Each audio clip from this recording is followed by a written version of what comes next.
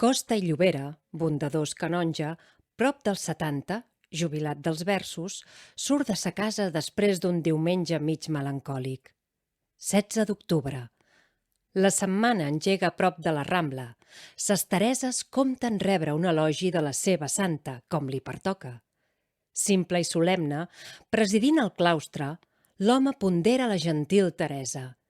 Quasi s'impregna del model que evoca, s'omple de flama. Va desgranant el panegíric càlid, com la pobresa i l'abandó dels llaços feren més forta la valor excelsa, com la fermaren. I ell desenterra les arrels humanes com aquell arbre que altre temps cantava, nia en l'altura i s'alimenta d'aire, ànima forta, fins que contempla, com ja ho feu, devota Santa Teresa, Jesucrist en vida. Mes si ella el veia suportar calvaris, ell el veu pàrvul. I és recordant-se de l'atac i estímul, l'èxtasi místic que inclina Teresa, que ell, en mimètic moviment anàleg, tomba per terra.